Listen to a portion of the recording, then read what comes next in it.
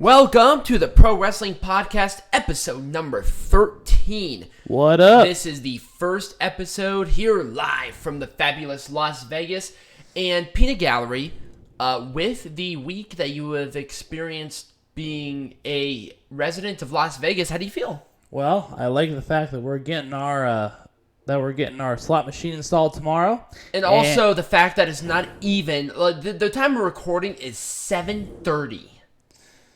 Yeah, I know. Let's go get some drinks after this. I'm just kidding. No, we're going to be good. No, we've been going out a lot, and we're not even, entirely sober right now, and we have things to do tomorrow. So, yes. Anyway, before we get into it, obviously, we're talking about both. We're going to do a break in between. Yep. Before we get into it. Well, yeah, let's do some quick news. Well, not quick news.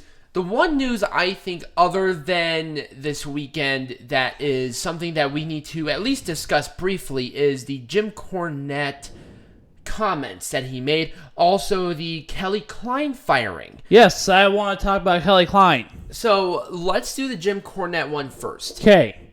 Jim Cornette made a bad joke. He did not make a bad joke. He made an old joke. He's made that joke for years. And it was old so, and it's but bad. Also, it was not racist. Well, no, it wasn't in context, but he should learn to get with the times. Yes, I'm not saying in the context of what he was actually talking about was racist. It could come off as racist. NWA made the right move of firing him. Well, but didn't they rehire him?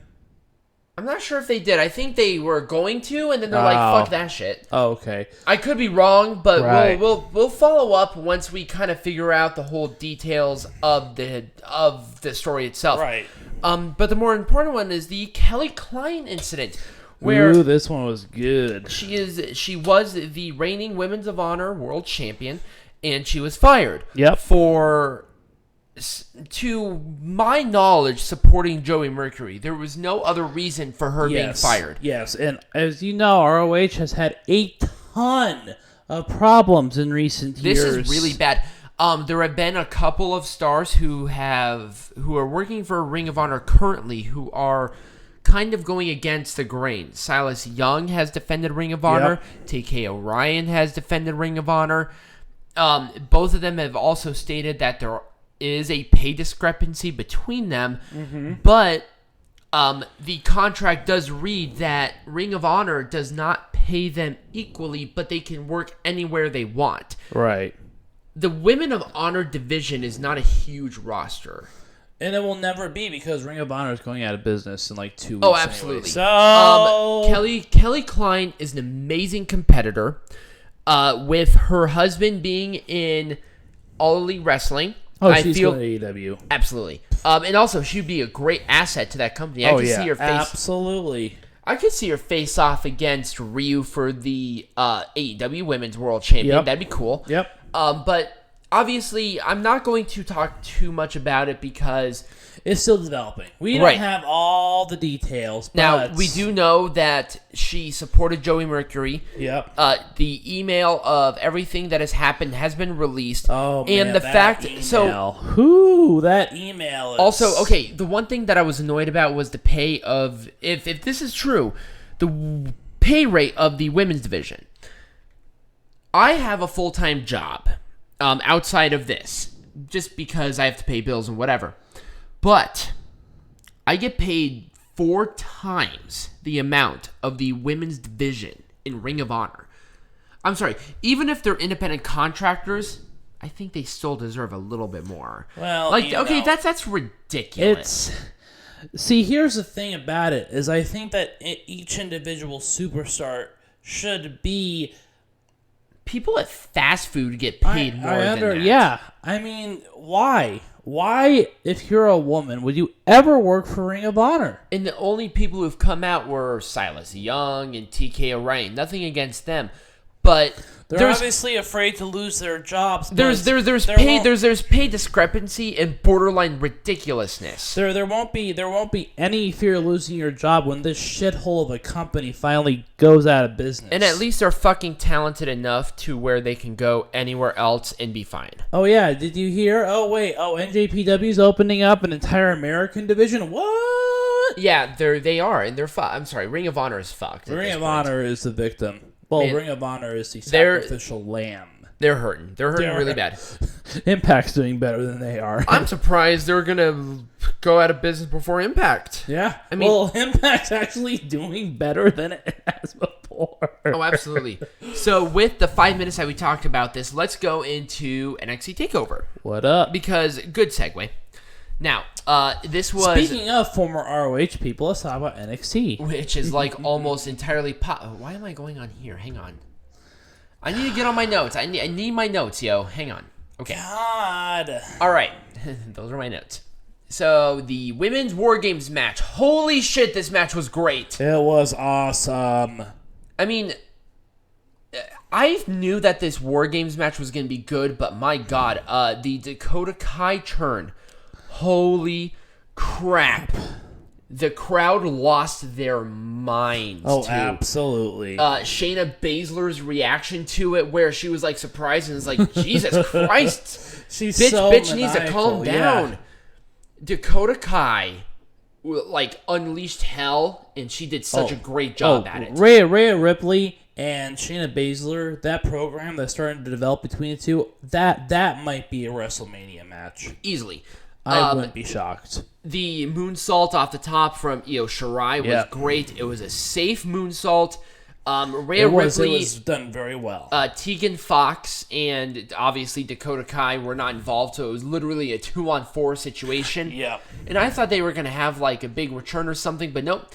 They're trying to build a credible challenger for Shayna Baszler, and I think they accomplished that with Rhea Ripley. Well, especially with what's going to happen during Survivor Series as well. Now, right. And obviously we'll get to that after the break. Right. Riptide on Shayna Baszler, who I thought was the one person in this match who could be pinned and not be buried. Right. And everything worked out perfectly in this match. It was safe. It was brutal. It seems like there was good stuff all the way through. I'm okay with this. Yeah. Next match, Damian Priest, Killian Dane, Pete Dunne. Once again, hell of a fucking match. This is my favorite match of the night. Oh, it was easily. It was a good match. With everything with the women's match, this match exceeded my expectations by a country mile. Oh, absolutely. It was all three of them have great chemistry. They have great chemistry. All three of them are great as individuals. Yep. Killian Dane. Damian Priest. Yeah. Fun fact, Damian Priest was actually trained by Ring of Honor, too. So Killian Dane really shined as a singles competitor. Pete Dunne did win, yep. And I thought that was the right choice. With the stipulation that the winner of this faced Adam Cole for the NXT Championship in Survivor Series, which we'll discuss here in a little bit. Right. But this match was incredible. Yeah, absolutely. Damian Priest has really set himself as a top-tier contender. Damian Priest, between tonight and last night, oh my God. Easily. Oh, he has gone. Like there's something about him. The people say that there are some people who have an it factor. Yeah. Damian Priest has an it factor. Right. Something that cannot be replicated easily. Artificially. You're born with this talent. That's natural. Oh yeah. Finn Balor and Matt Riddle. There was nothing wrong with this match, but if that was a sleeper match of the night, though. That was a bathroom break match. There are 4 matches in this show. There's bound to be one, and 2 of them are War Games matches. But this match was a great match, but it was the sleeper match. Finn Balor also won with 1916. I'm glad that he's establishing that as the heel finisher. Right. And the fact that he had to win this match. Right. The demon Finn Balor is dead. It died when he lost to The Fiend, Bray Wyatt. Finn Balor as Finn no. Balor. No. I'm going to disagree with you. He has not debuted that since he lost. Well, of course not. But there is something about this new heel Finn Balor. The Demon cannot replicate a heel Finn Balor. Right. If Finn Balor goes Demon again, it would ruin heel Finn Balor. Yes, absolutely. Because the Demon Finn Balor is something of that volition and that volition alone. The only way that Demon Finn Balor can come back is if he is in a program with Bray Wyatt. You have to treat the Demon Finn Balor and Finn Balor as two totally different people. Which is really hard. Finn Balor turned heel. The Demon Finn Balor is still a babyface. Right. If the Demon turned heel, then you can do it. Right. But you just can't do it right now. But I honestly don't see a need. I think Finn Balor as a heel is amazing. Absolutely not. He's bringing back those pieces of Prince right there, you know? He does not have to be the Demon anymore. No. And I think it's kind of a good thing as well. Yeah. He was kind of crutched by it. And now he can be the Prince, right. Which I think, hey, if it was that's like... a great heelish... Right. And also, like I said, Matt Riddle can lose and not be buried. Matt Riddle is just fucking amazing. He's so good. What he does. Hell of a match. Great thing. Finn Balor had to win this. If he lost, he'd be done. Right. Let's go to the main event because we're about 11 minutes in because I want to talk a lot about this match because a shining star really brought to bout. Oh, are you talking about Keith Lee? With every person in this, a stacked match. Keith Lee was the man of this weekend. Keith Lee. He stood. He didn't just stand out. He flopped into the ring and shook everybody out. You basked in his glory. So it was Tommaso Ciampa, Keith Lee, Donovan Dijakovic, and Kevin Owens, who I think is actually going to be going to NXT versus easily. the Undisputed Era In the War Games. Yeah. And it was a great match. Don't get me wrong. This match was incredible. Also, it was a Celtic Cross off the top of the steel for Tommaso Ciampa to pin Adam Cole. Baby. Which establishes him again as a contender. Yes. And I hope this match happens. Yes. Now, I would love to see Keith Lee and Adam Cole. Baby. Thank you. But right now, I could see Keith Lee and Broderick strong. Right. Now, that would be a great with match. how this match happened, it's going to be Ciampa and Cole. Yes. Baby. Well, this is Bay. Right. It was a great match. Yeah. But the women's match stole the show. I'm sorry. That match honestly, for me, it was really difficult between the women's War Games and this match. The only reason why the triple threat match went over the War Games match for the women, in my opinion, because there was a certain implication with this triple threat match that proceeded to the next storyline. Right. So there was something to fight for. If it was just a triple threat match because reasons, the women's War Games match would have been my match of the night. And the men's War Game match, we saw it before. It's a lot of the same spots. Undisputed Era works great. Everyone in that match worked great. But we've seen it. The one thing I wasn't expecting of is Keith Lee being the shining star of this match. I did not expect Keith Lee to do as well as he did. Not at all. But that was the end of War Games. There were only 4 matches, but each match was important in their own right. They gave them enough time. The crowd really made this whole event, and I was very pleased. Thanks Chicago for having such a great wrestling scene. Well, this is why, honestly, I think Chicago's better than New York as a part of wrestling scene. Well, anyways, what do you give this match out of 5 stars? You mean the show? Yeah, this show. The show was a solid 4. 4, okay. It was a 4. I like title matches in my takeovers. And the fact that there weren't any, and I get it, it's War Games. It's whatever. But even with the War Games from last year, there were still title matches. Right. And also, the War Games matches were blow-offs to rivalries. Right. But I feel like they're going to continue them. Right. I feel like a War Games match should be the culmination of the rivalries that blended together and established these. But the women's War Games started rivalries, which you do not want to start rivalries of War Games. Right. That was the crutch of the women's War Games match. Yeah. I'm going to agree with you, but with this other caveat as well. I feel like this event, because of the way that Survivor Series is happening this year, this event really... It suffered. It suffered. It didn't suffer greatly, but it did suffer. And this is why they're moving away from having these NXT takeovers right before pay-per-views. In conjunction with the Big Four. Right, exactly. And it's the right move to make, but this was the reason why. And I think they had to showcase to everybody else on why this is going to be a problem. Right. And I don't mind it because Survivor Series in of itself is a wonderful event. Right. And with the thing of NXT as another dimension of awesomeness. Now, Yep. we're going to go into it. Right but, after the break. Right. So go ahead and take your break, get a drink, do whatever. Actually, this is like the first show that we don't have drinks in front of us during the actual show itself. Oh, because it's like... It's 7 o'clock. We've had 4 drinks. 8 o'clock yet, so We're gonna be good. Yes, I have to get up and work in the morning. So, Yeah. after this, we're going to be talking about Survivor Series, and there is a lot to talk about with Survivor Series. Oh yeah. And we are back, and we're going to talk about Survivor Series. Peanut Gallery. Let's go with overall thoughts of Survivor Series. No, we'll talk about the matches first. Okay. Well, so, Survivor Series was a mixed bag for me.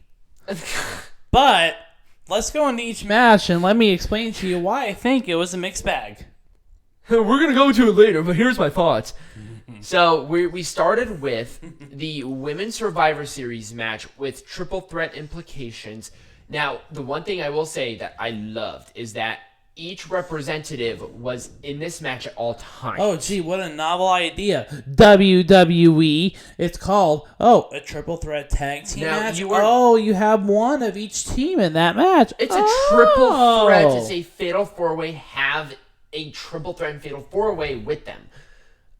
The one thing, you weren't as bothered by this as me, but I noticed this immediately, that Team Raw did not have gear synergy. They wore their regular shit, where SmackDown and NXT had cohesion. Well, yeah, because Raw sucks. God damn, like, it was that was the weakest team. Oh, that was... It's like, why the fuck is... I swear to God, Sarah Logan was not the original person in that match. Why have Sarah Logan in that match? Oh, let's have a couple of other people here. Why have... Okay, so Sarah Logan, she was pretty useless. Carmella, she was absolutely useless. Dana Brooke was fucking useless. At least Dana Brooke actually did good shit. Dana Brooke is over. Nikki Cross, she is not very good without Alexa Bliss. No, she is not. She is not good Absolutely not. All. Tony, that was weak. This is nothing against her, but Toni Storm seemed out of place too. A little bit, yes. Not as much as like Carmella or Nikki Cross or Dana Brooke or I don't know why Sarah Logan. I thought Dana Brooke actually did really well in this match. But Dana Brooke has done all of 0 things in the last year and a half. I know, but that's their fault. She's so improved. I feel like if you gave Dana Brooke the right kind of push, she would be big. Because she's actually very good, very strong. I understand that, but WWE does a pretty shit job with building her up. I mean, at least it's not her fault, and you understand. Well, I know. It's Vinnie Mac's fault. So, Rhea Ripley did win for NXT. I was disappointed. I did not like this match. I thought this match sucked. It was good up until the very end. No. I'm going to disagree with you 110%. I thought this match all the way through, and it's nothing against the competitors. It was very petty. There was a lot of petty. Well, not as much as there's a lot of petty, but nothing felt impactful. There was nothing about this. A Survivor Series match, in its context, should be something that has moments that will last for a lifetime. I think that they should have put the Shinsuke AJ Styles Roderick Strong match before the Women's Survivor Series match. And we're going to get into that too. This was a man match. Yeah.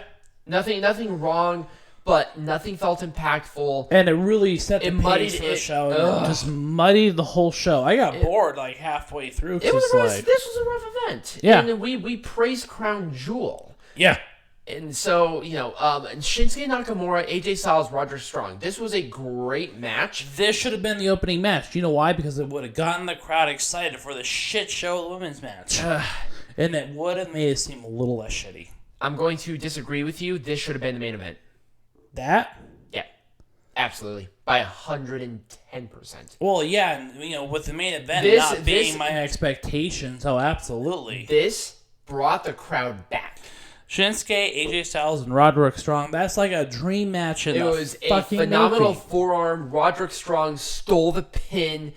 And I thought that was great, too. Also, the one thing that I thought that was absolute bullshit, and I'm going to say this now, why was the triple threat tag team match relegated to the pre-show? Because no one cared. Because Vince McMahon doesn't care about the tag team division. If the Revival kept the SmackDown Tag Team Champions, that would have been an amazing match. Guaranteed you. Absolutely. But it was a minefield. Right. Pete Dunne, Adam Cole for the NXT Baby. Championship. Jesus, this was a great match. Now this might have been a good opening match. This should have been the opening match. Right. In my opinion, this should have been the opening match. If the Nakamura, AJ Styles, Roderick Strong match was the main event, then this should have been the opening match. If it was in any other position, if it was up to me based on hindsight, the Women's Survivor Series match would have been the pre-show match. Right.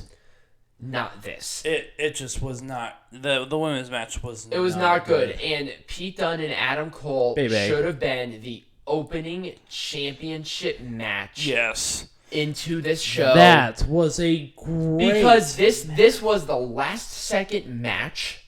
Yep. It was for a championship. And this crowd is just coming off of NXT Takeover Wargames, where both of these guys everybody loves NXT. You can tell the crowd is all over NXT. Right. The Curtain Jerker should not be the worst match. The Curtain Jerker should be the biggest potential match. Right. In this match, it was one great. Adam Cole won with probably one of the coolest counters to the bitter end into Panama Sunrise, and then last shot to the back of the head. Adam Cole won. The right. I have to if I have to do it once. You did not do it the entire night. It's like they said it 4,000 times. Well, I know, but I'm not. And you're sitting there like a drunk lump on a log. It's like You know what? I'm not on camera here or anything. We're not on camera at all. I'm not microphone, so I can say whatever I want, whenever I want, and I can make as many racist jokes as I feel. So,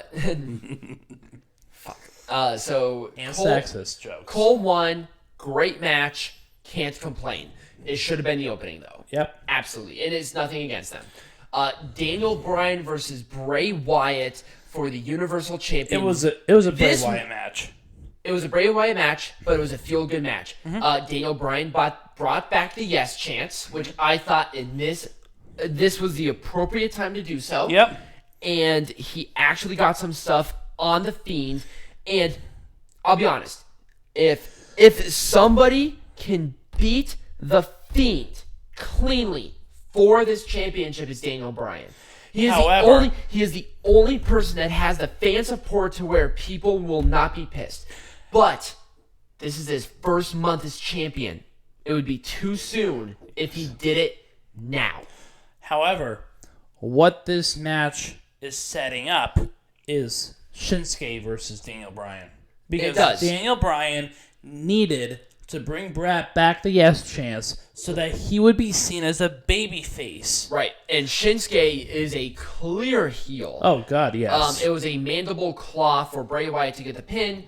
I had nothing was wrong about this match. No one was buried. It was great. It was short. Bray Wyatt the Fiend is still building that establishment as a champion and beating Daniel Bryan. He actually, when he was first champion, I was kind of, let's play it by ear, but he is really he has really, I think, expanded upon the mystery and I don't know. I don't think a champion should always be a fighting champion. I think that a world champion, should only fight at pay-per-views. This is why I've never had a problem with Brock Lesnar as a world champion ever.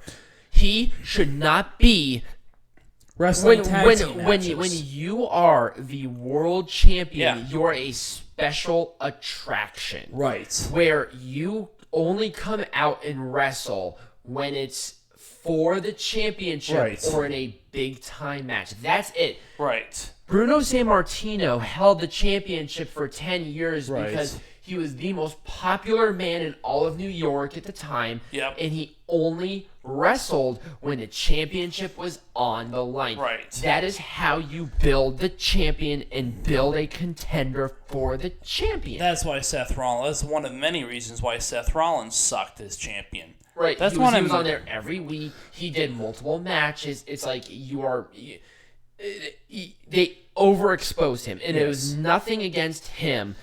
I mean, there were other things that really hurt him overall. Right. But I do not blame Same with his... Roman Reigns. I mean, just Right. overexposure, too many matches. And the thing is with...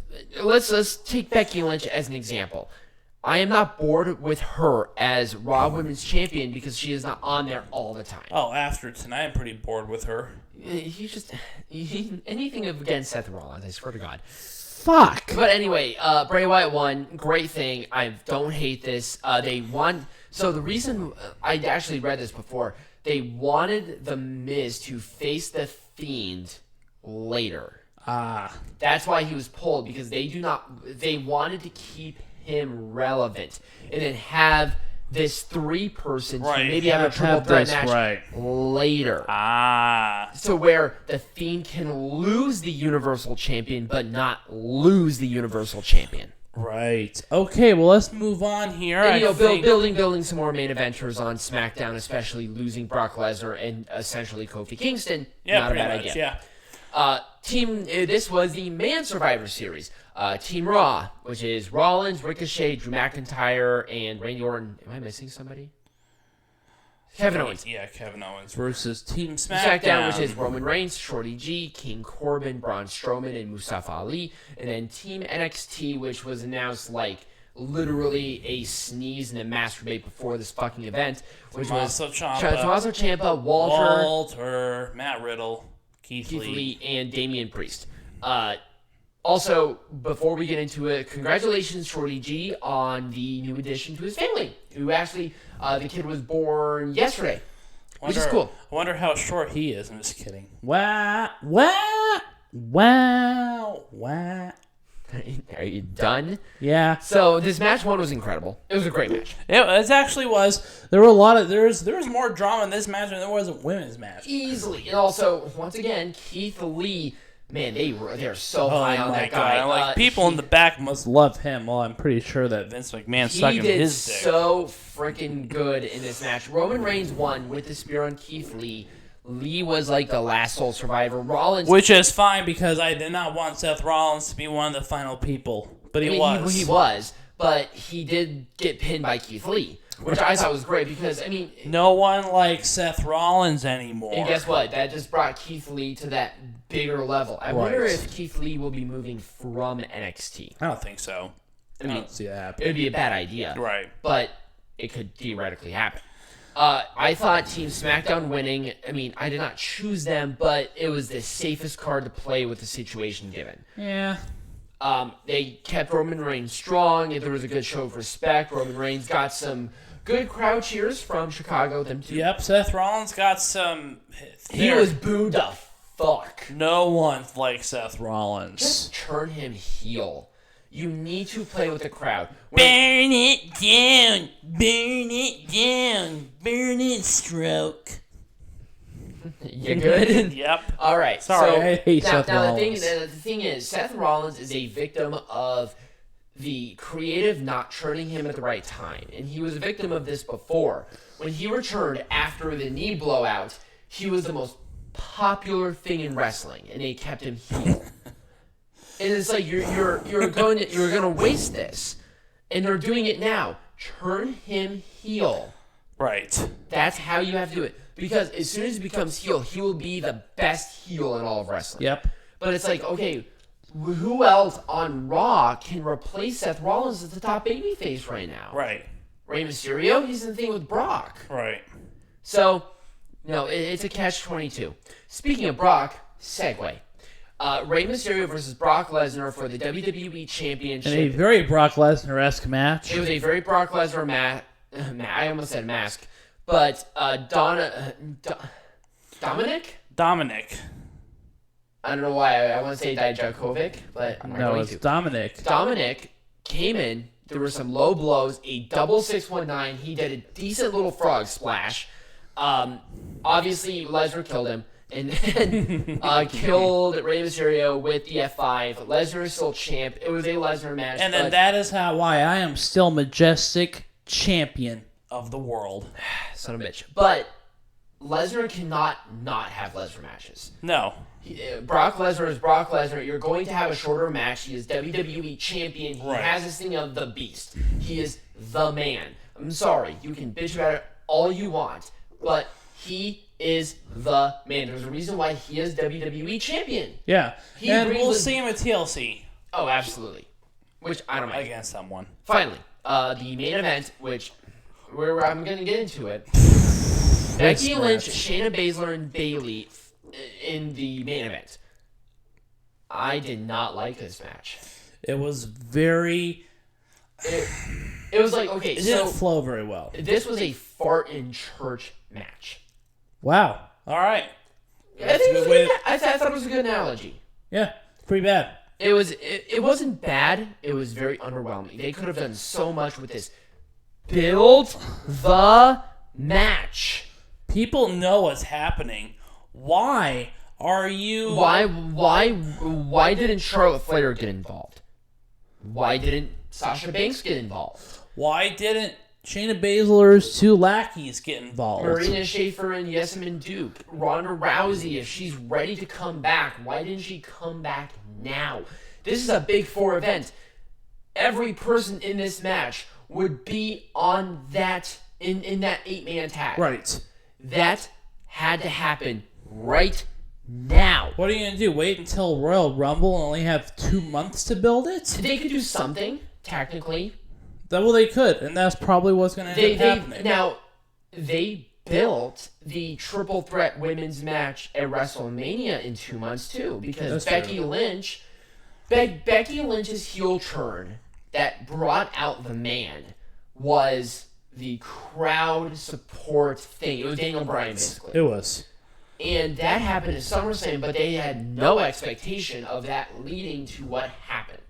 Right. They had to change it. Right. The thing with this is that if they started building this match right now, it would have been a safeguard. And everyone would be Right. talking about this. And this would have been bigger than Rousey, Lynch, and Charlotte.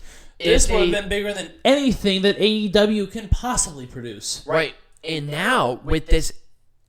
Also, that's also You're another- giving AEW 2 extra months. This is also a good segue.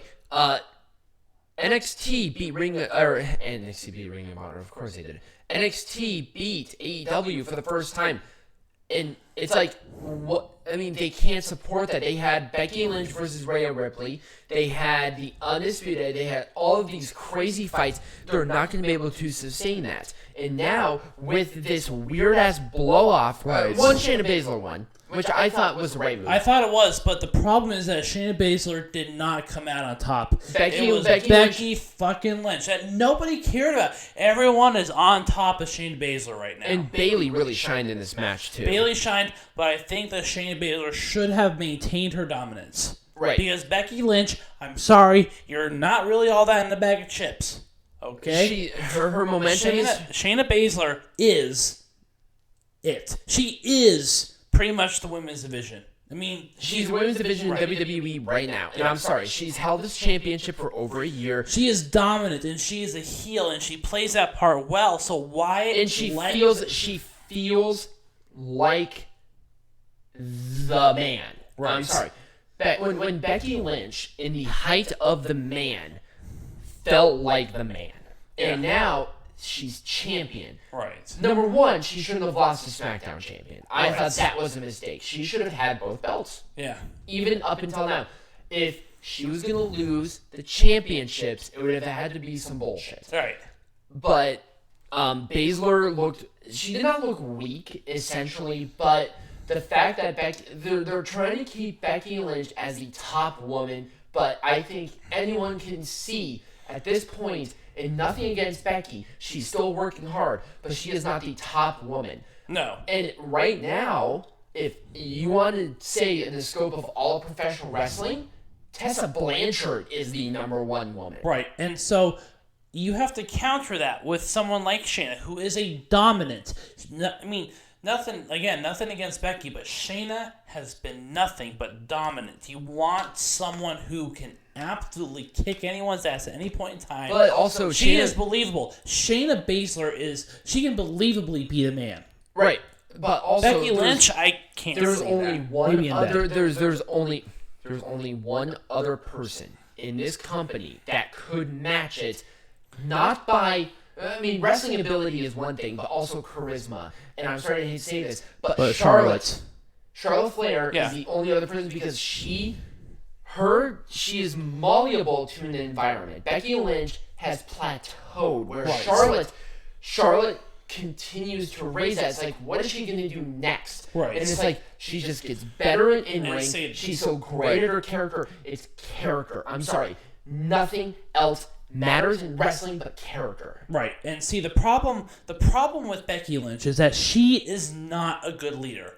I would believe Becky Lynch, the man plateaued at WrestleMania, and it's right here. Yeah. Where Charlotte, she got to WrestleMania, but guess what's happening? Boop. She keeps going up. Right, she keeps going. And she is a more believable And now she's a baby face, right. And now she's a baby face. Becky Lynch was a baby face because the people were behind Becky Lynch. And now Charlotte... And the problem is Charlotte was the most hated fucker in the entire roster, and now she's a babyface. If you can do that, you are... I'm sorry, Charlotte Flair is the... Charlotte Flair is a man. She is the man. and people bitch like, oh, she gets all the opportunities. And I'm sorry, I hate to like... She's good at her job. Becky Lynch is not as good as Charlotte Flair is. There's something called the it factor. And Becky Lynch is a great wrestler. She's a great character. She had her one song of glory. Like, she had that one song. Right, but I feel like Becky Lynch now is getting lazy. Yeah. And she's basking in her glory, and guess what? When you're number one, what do? Oh, you don't bask in your glory, you defend it. But guess what? She's not doing a very good job at it. Shayna Baszler defends the championship less than Becky Lynch, but yet Shayna Baszler, her character, she is malleable to the environment. Right. Becky Lynch is the man from WrestleMania when that is passed. I'm sorry, so the one thing, and I'm going to go off on a tangent because I watched a video, and this is absolutely true. And actually, there is a psychology paper written back, I think, in like the 60s from a French psychologist on professional wrestling. And he said this: professional wrestling is something that cannot go back in time. Right. You need to evolve constantly to stay relevant with the environment. Right. Stone Cold Steve Austin turned heel at the right time and turned babyface because he saw the issues with him turning heel, but he needed it because you do not want to get stale. The worst thing that can happen is you getting stale. Bray Wyatt was stale, and then he left because of injury, and then he had his kid. He came back. He made something that is malleable. He can be a heel. He can be a babyface. People are so high on him, and it is what it is. Daniel Bryan killed the Yes Movement because he realized that the Yes Movement was dead. Right. When he came back, he could not do the Yes Movement anymore. Then people missed the Yes Movement. Now he's back to it. Boom, boom, boom, boom, boom. Evolve. Right. Becky Lynch has not had somebody that would challenge her creatively. Right. And that is the problem. And Charlotte Flair is not in the title picture, so she is molding herself to a new role, which is this tag team with Natalya. Right. And you know, I mean, I look at other characters like Seth Rollins. He is so bad at at being malleable. That he's horrible. He is the worst. Roman Reigns is not too far behind him. Roman Reigns at least they're trying to get the crowd behind him, but Roman Reigns is just terrible. Roman Reigns is the same thing. People cheered him when he came back from leukemia because people are starting to lose interest. This is what I think. Roman Reigns, or people took pity on Roman Reigns, and that's why they cheered him. Right. There are people who understand, and they can go up to creative and say, look at the responses. I think it's time for me to change. Right. Bray Wyatt is the person who made this Fiend and Firefly Funhouse character. People wrote it off. I wrote it off. And I'm the first person to say it. Do you remember when it first debuted? I thought it was garbage as fuck. Right. And now there's nuances that make this a developing... Now is literally the hottest thing in WWE right now. I would say it's the hottest thing in wrestling. I'm sorry. It is the hottest thing in wrestling. Other than maybe things from AEW... There's no one who is talked about more other than maybe Tessa Blanchard. Right. Wrestling is malleable. It can never go back. Right. You need to evolve your character. And eventually, yes, people will get sick of the Fiend. And then eventually they will. Bray Wyatt will lose the championship. And then they'll come up with something different. Or go away for a while, have people miss it, and then have it again. Right. Wrestling, this is the beauty of professional wrestling, where with plays you can watch Shakespeare 1,000 times. It doesn't have to change. Right. But wrestling is constant. With MMA, it's about the physical athleticism, and then the bigger stars are the people who have the personality. But with wrestling, you have to have the balance of malleability and athleticism. Right. You need to keep up with the people and you have to have some brains with wrestling. You need to observe, change, and adapt. Yeah. Well, so what do you give this star-wise Survivor Series? Out of 5. Yeah. It was a 3.7. Okay. The matches themselves were not bad. Okay. It was underwhelming. Okay, I give it a 3. I think that half the matches were they were sloppy. The Survivor Series matches were pretty sloppy. The best match of this show, if I was going to give a best match of the show, it was Pete Dunne and Adam Cole. Oh, yeah, absolutely, baby. By a lot. Absolutely. If I was going to give it number 2, it'd probably be Daniel Bryan, Bray Wyatt. But that's really close to the men's Survivor Series because I thought this was good. What about the Nakamura Styles Roderick Strong match? It went over like a wet fart. And then with Becky Lynch, Shayna Baszler, and Bayley, it's like, oh, this is going to be a great fart, but then a little bit of poop slides out. And you're like, oh, man, I now have to, like, throw away these boxers and clean my pants.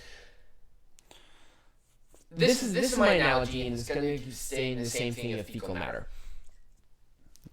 Thanks. Becky Lynch, Shayna Baszler, and Bayley is you shit your pants, but there's a chance to save the pants. They can still do something with it if cleaned correctly.